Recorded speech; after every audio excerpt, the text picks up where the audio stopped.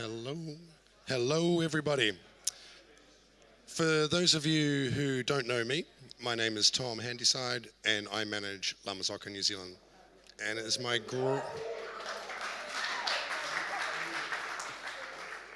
Come and say hi after. I'd love to introduce a new friend, a great customer, and somebody who I think will be very interesting for you to listen to today and give you some stuff to think about. Mr. Al Keating.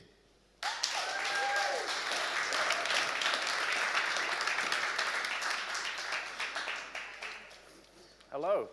I'm going to keep this quick because some of us have a rugby game to get to later on this afternoon. So, yeah, rugby. Buongiorno. El bagno, per favore. Yeah?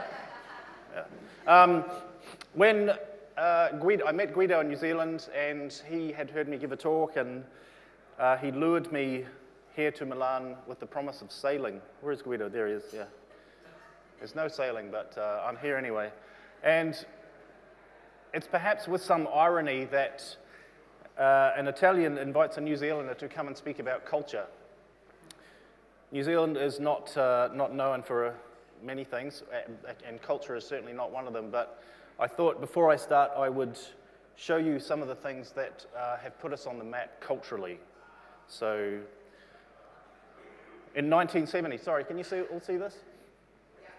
In 1970, Bertoni designed this for Lancia, still regarded perhaps as one of the most forward-thinking, forward-designed cars. So quite an amazing car, would still look beautiful on the streets today. Well, in the same year, New Zealand also produced a car. You may not know. We produced this. The Trekker. We took a Skoda and we pushed it together with an old Land Rover, and this is the result. So quite a beautiful car. Italy gave you Sophia Loren, and at a similar time in New Zealand, we gave you the Top Twins.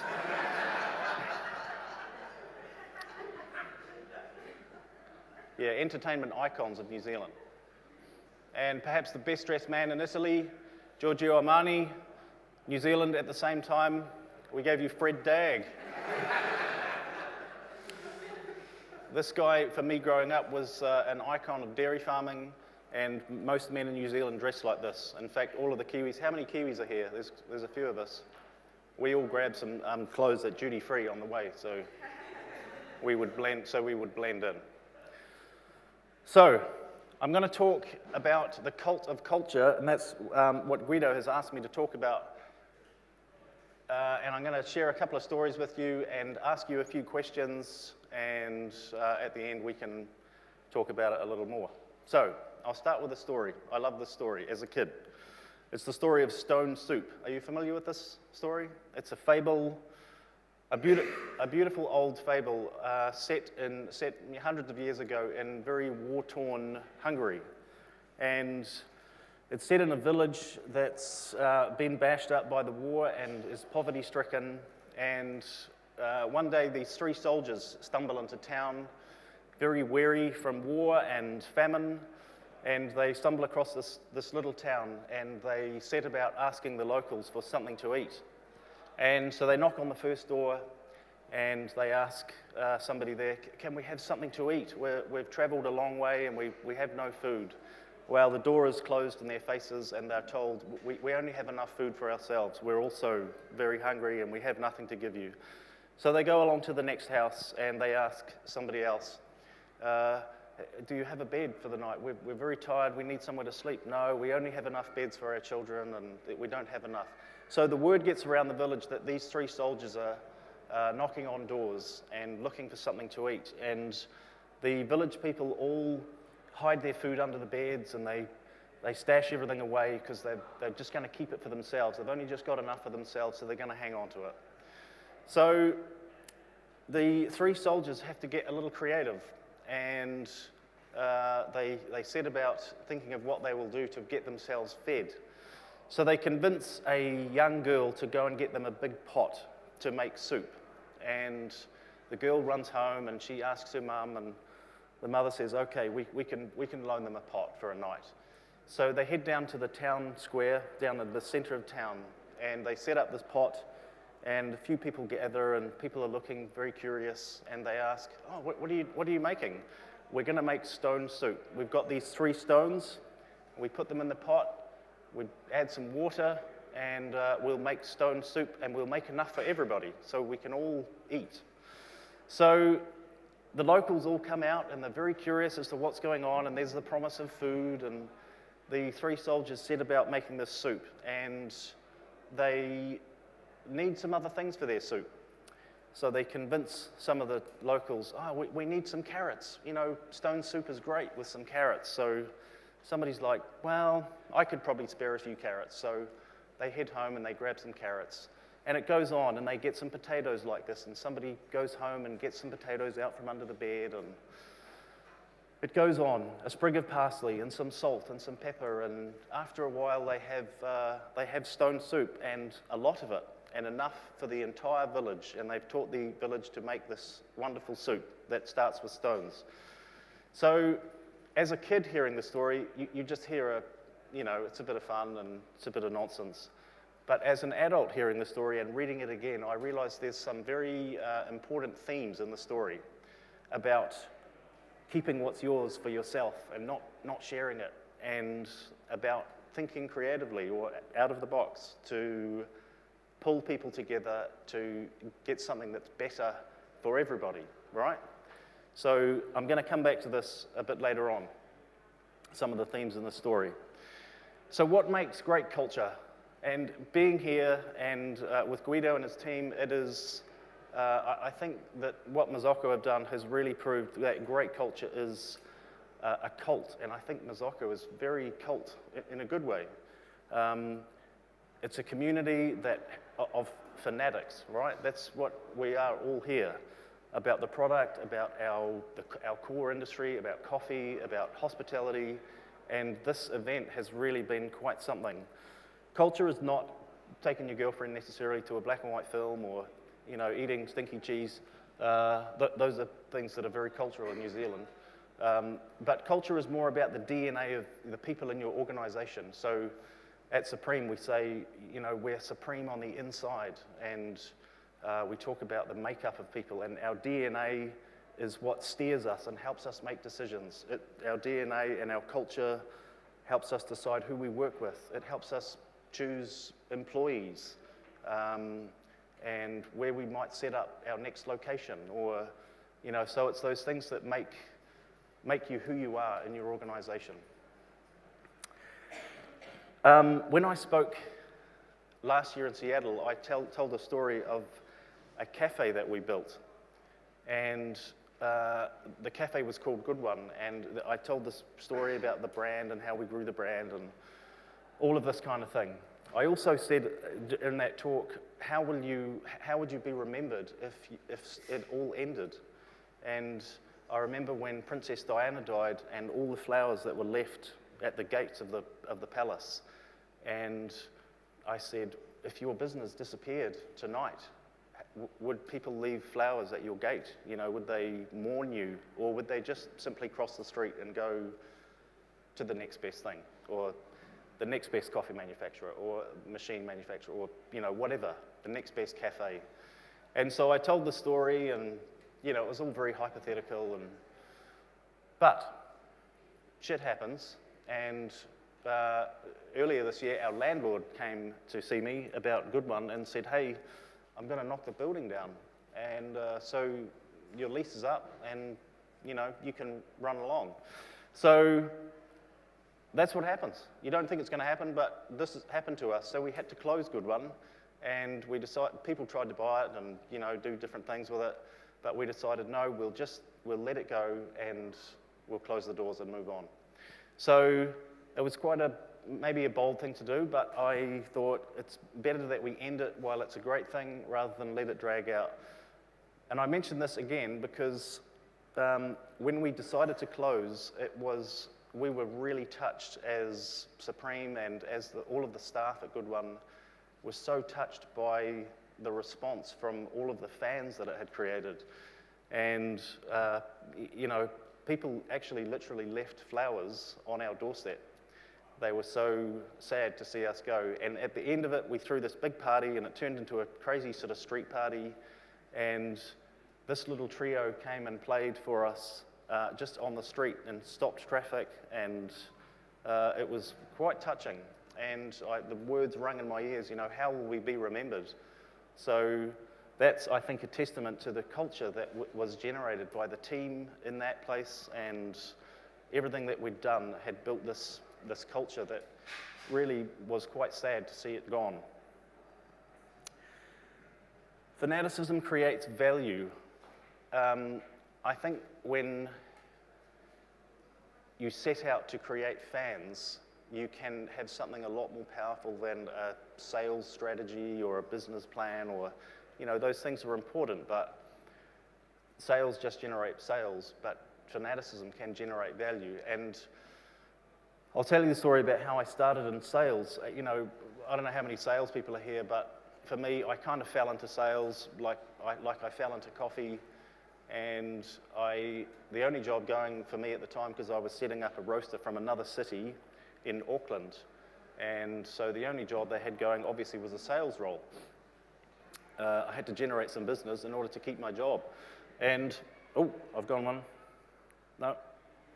So for me, sales had this terrible stigma of, you're like the sweaty guy with the duffel bag, and you've got white shoes on, and funnily enough, I still wear white shoes, but so I hated the idea of being in sales. And so I set about working on selling coffee to cafes, and we worked out that maybe there's like 100 great cafes in the city that we could win, that we'd love to have our coffee in. So what if we had 100 cafes? Yeah, that'd be good. So let's be realistic and say, well, we could probably win maybe 15 or 20 of those cafes, right?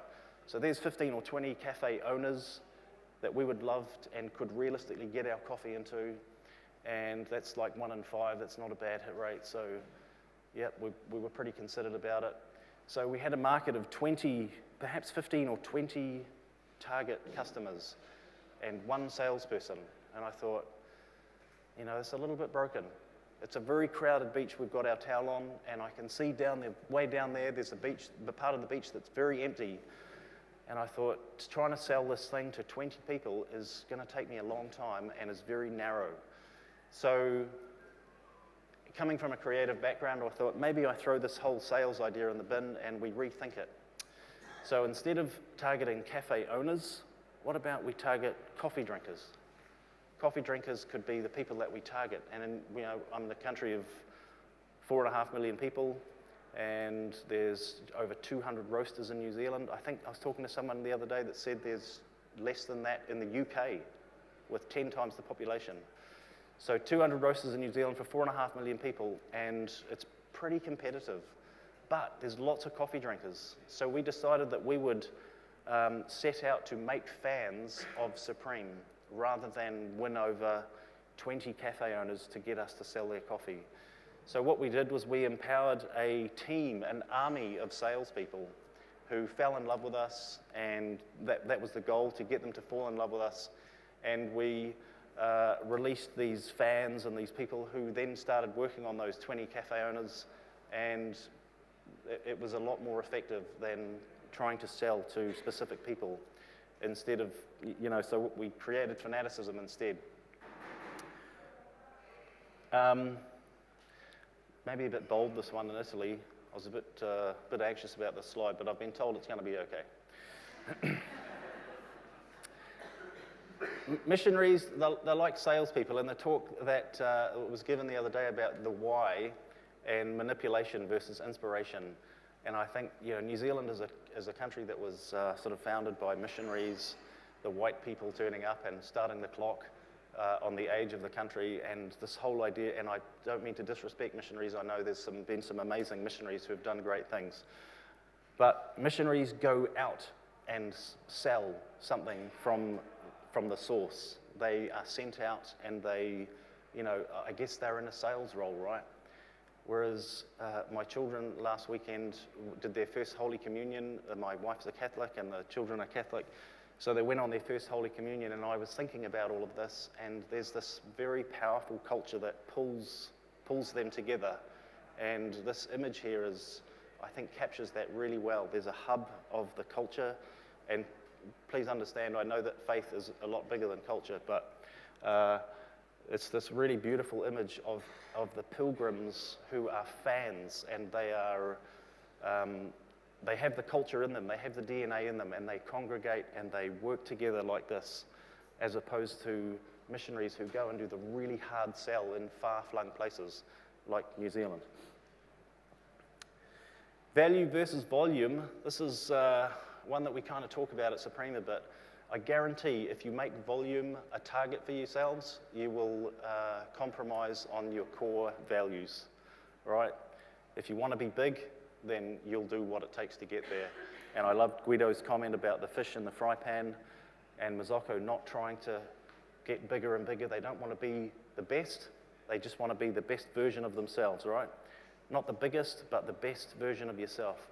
And this one here is, we're not striving to be massive. We don't want to grow and take over the world. We just want to create value. And I'm in an interesting position as a CEO where I stand between a board and the owners who want to see profitability and value, and a team of amazing people who work hard and want to enjoy working in an organization where they feel fulfilled. And so my job is to get the team to work it like they own it and love it and deliver value to a board of owners, you know, and that's, I guess, my job. So value versus volume. If you strive for volume, you'll do whatever it takes to get there, and you'll probably erode some of your values. So we're not perfect, and I've got a long way to go in all of this, but I thought it might be good to share a couple of things, well, 5 things that we are learning to be better at, which we're learning to, you know, add value to our culture and strengthen our culture.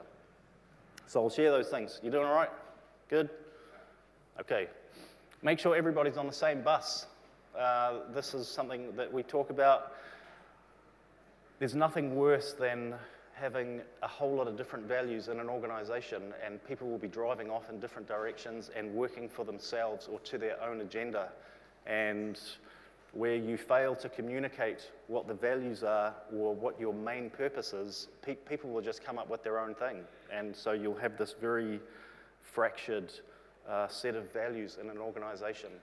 So make sure everyone's on the same page, and the best way to do this is to communicate. You know, you're a group of people. Make sure that decisions or directions that happen in lofty boardrooms around tables and, you know, senior management, make sure that that stuff actually gets down to the people. So the best way to make sure everyone's on the same bus is to communicate that and to live it, to do it every day. So if you're in a position of influence in your organization here, make sure that you are living out the values of that organization, you know.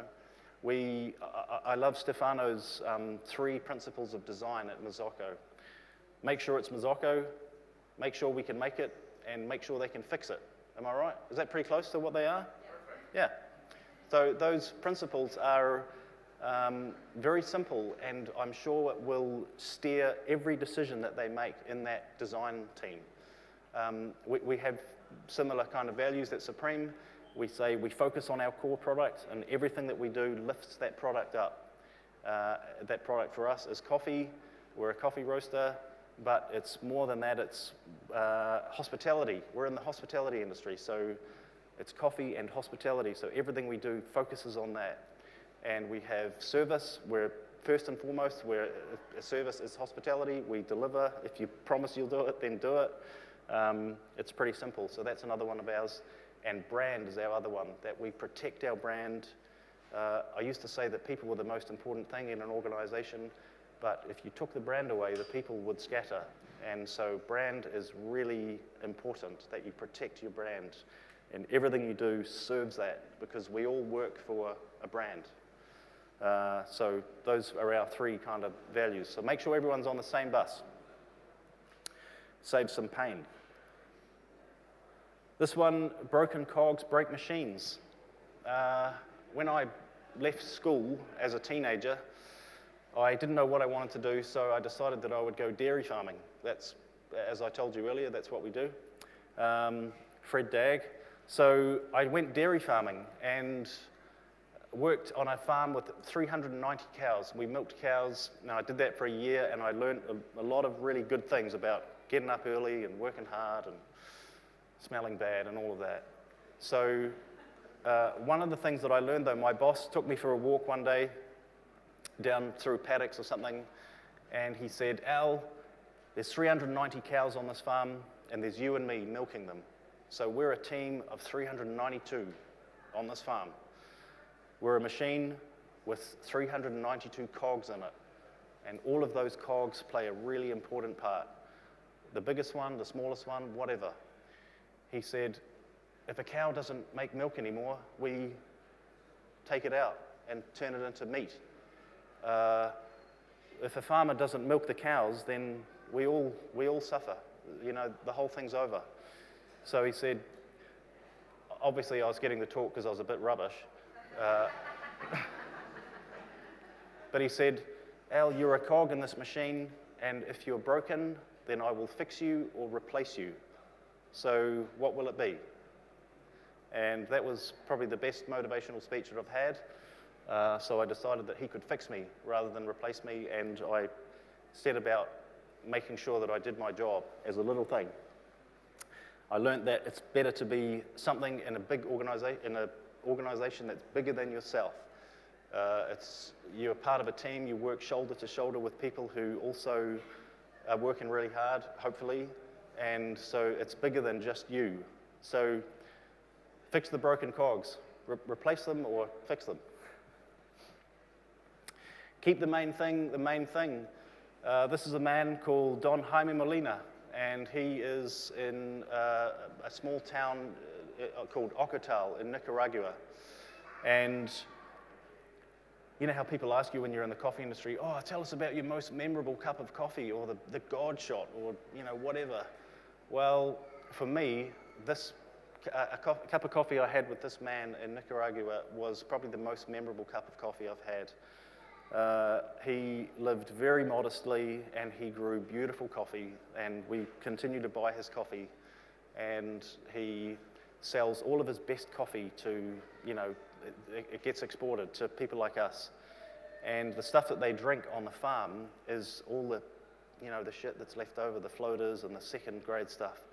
So when he hosted us at his house, he made cheese in a sock and made us tortillas on a stone and served us this coffee, which was, it wouldn't have scored very well on the table, but it was beautiful in that his hospitality was amazing. You know, he had a handshake like a concrete mixer and a beautiful smile, and he's not in the photo, but he smiled the rest of the time. And he gave us this coffee which we drank in his hospitality, and such a beautiful man. So for us at Supreme, coffee is the main thing, but also hospitality, and we never want to lose sight that it's about hospitality. You know, I'd rather have a shit cup of coffee in great hospitality than the other way around, yeah? It's fair? So make sure you keep the main thing the main thing. Don't stray too far from it, and make sure that everything you do points back to what you're there for. I guess the why that we heard about the other day, the why it is what you do. This is a little thing that we say as a bit of a joke. We stole it from the Happy Gilmore film. I don't know if you know the line. I won't repeat it, but it's pretty good. So we eat coffee for breakfast. Any time before a meeting, the first thing we do is we make a coffee so that we sit down and we meet together over a cup of coffee. If we have guests, we make a cup of coffee and make sure that that's the first thing we do.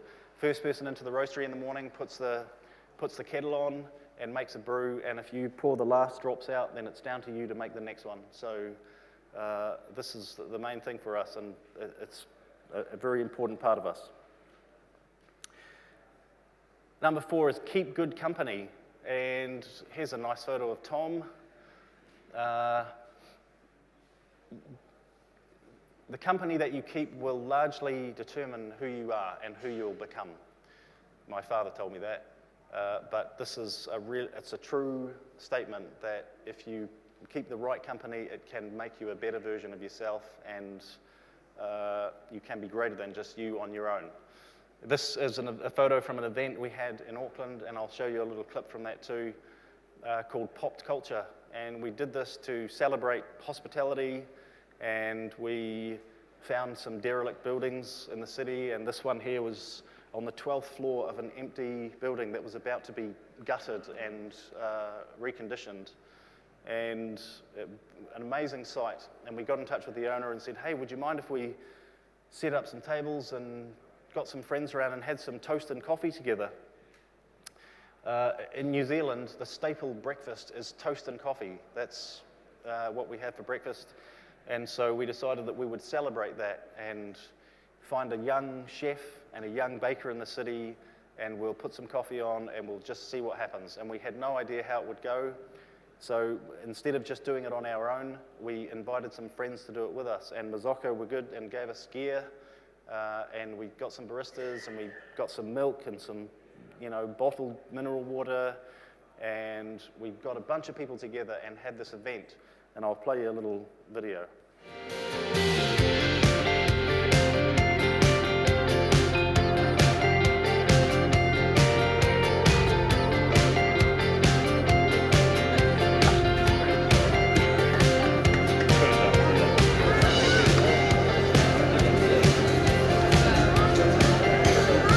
The idea behind this was really to celebrate hospitality and have some fun with it, to discover some lost locations or undiscovered locations.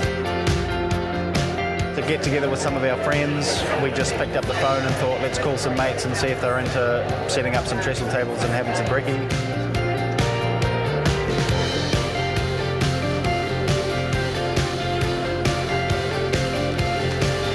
It's got a really good sense of community about it. It's about bringing people together, friends, strangers, sitting down for breakfast, just sharing in things that everyone loves to do, morning rituals.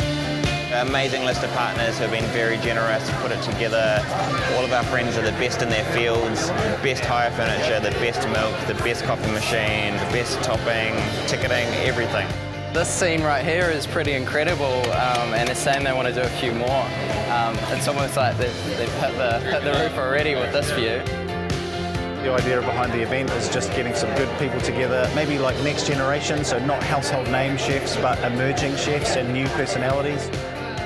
When they asked me to make some chinos and espressos, put my hand up straight away. I love the way they think outside the box as a coffee company. They're not just there to sell beans, they're there to encourage that community and people talking and collaborating.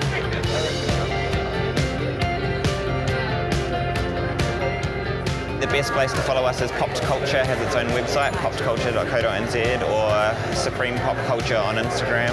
That's how it rolls.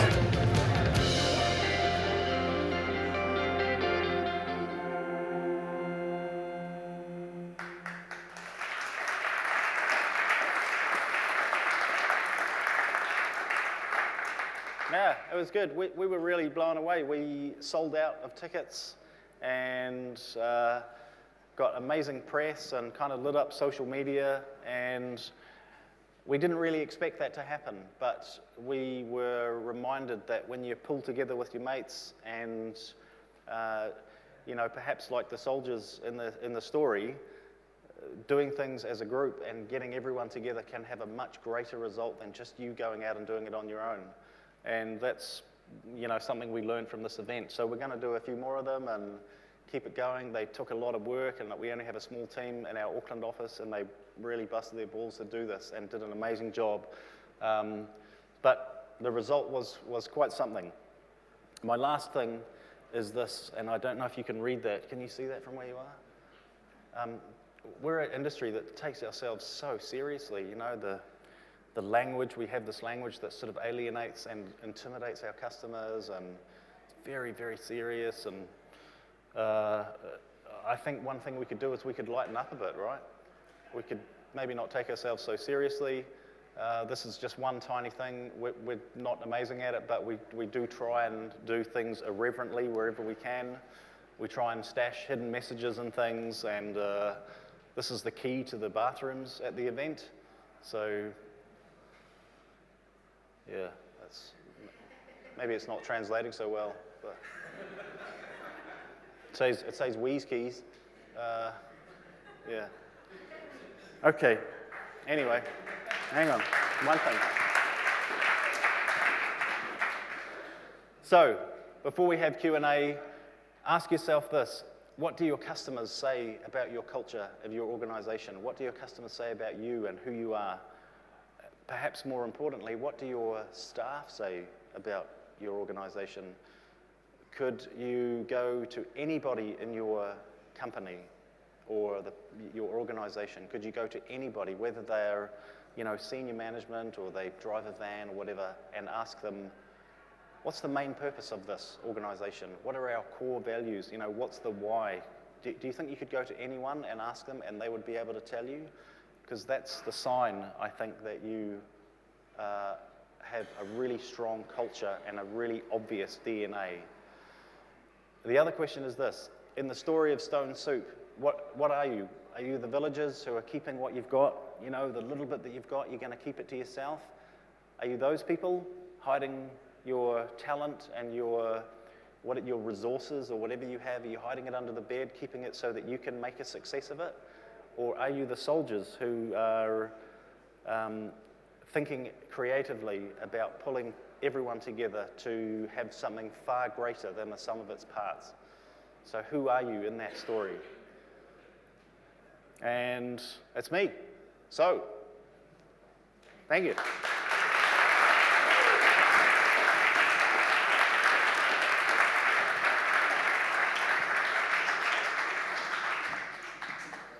Awesome stuff, Al. I think we'll just go straight for hands up for questions. So, anybody going to ask a question? Zach! Oh, we got a question.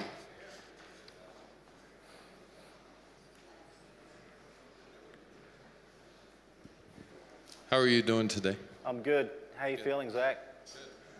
Hungover.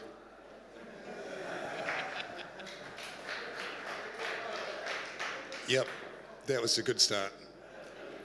Anybody else? Nope. Oh, there's one there.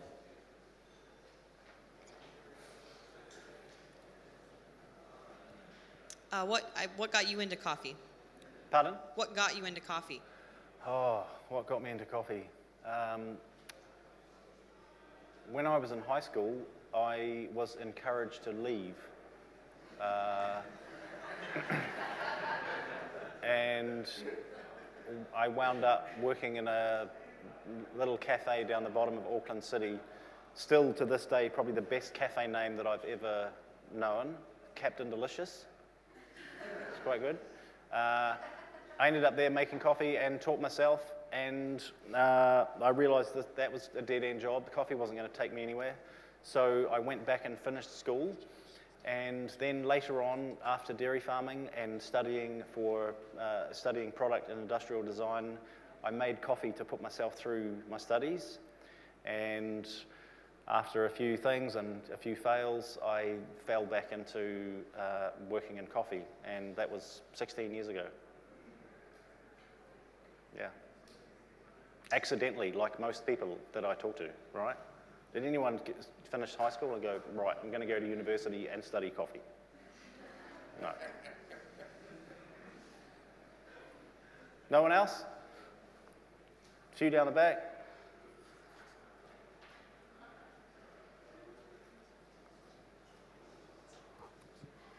Did you know who you are right from the beginning of Supreme? Did I know who I was at the beginning of Supreme? Like, yeah, you said you have to know who you are. Like, Oh, so as a person? Yep. Not really. I think in my early days, I knew that I wasn't a salesman, but I became a creative who sold well. So, I don't know if that answers your question, but... Yeah, you said in the presentation that you have to know at first who you are as a person in the company when you want to lead it. Sure, yeah. If you did that know right from the beginning of Supreme. Yeah, that's a good point. It's a good point. Thanks. Cool. Matt, over there.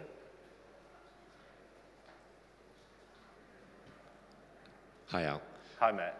So in a tragedy, you have to leave Supreme and you move to another country and take over another coffee company, and it's broken and there is no culture. What are your first steps to put it back on track? That's a good question, Matt.